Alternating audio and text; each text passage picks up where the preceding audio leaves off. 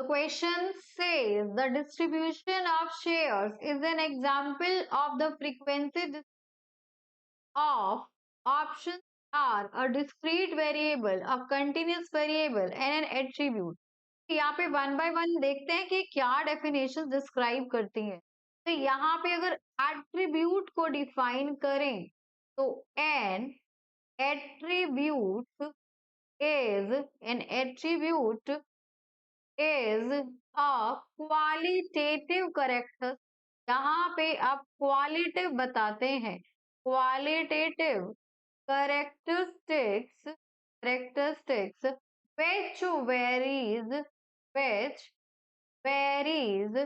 from unit to unit, from unit to unit, जो unit से unit में बदलता रहे से हम कहते हैं एट्रीब्यूट। अब यहाँ पे एग्जाम्पल से समझते हैं कि एट्रीब्यूट होता क्या है। From unit to unit. अब एक एग्जाम्पल देखिए, स्किन ऑफ कलर एग्जाम्पल हो गया, स्किन कलर। अब हर एक जो पर्सन मिलेगा उसका स्किन कलर अलग होगा, तो ये क्वालिटी करेक्टरिस्टिक्स को डिफाइन करता है एट्रीब्यूट।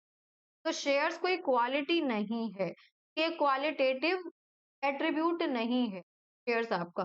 देन नेक्स्ट आता है आपका डिस्क्रीट, कि डिस्क्रीट वेरिएबल क्या होता है।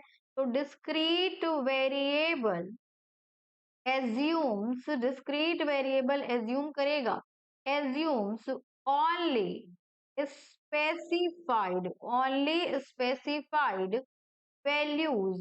values given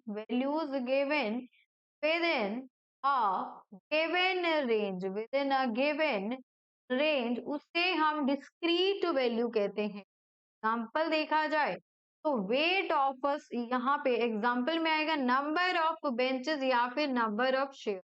तो ये हो जाएगा, हमसे शेयर्स के बारे में ही पूछा गया है, तो नंबर ऑफ शेयर्स या फिर number of benches in a class. अब देखिए बेंचेस एक हो सकता है, दो हो सकता है, तीन हो सकता है and so on, but decimal में नहीं होगा। In the same way shares भी आपके एक हो सकता है, 200 हो सकता है एंड सो ऑन। शेयर्स भी आपके डेसिमल्स में नहीं हो सकते। अब नेक्स्ट अगर हम बात करते हैं कॉन्टिन्यूस वेरिएबल्स की, कॉन्टिन्यूस वेरिएबल्स क्या होते हैं ये भी देखते हैं। तो कॉन्टिन्यूस वेरिएबल्स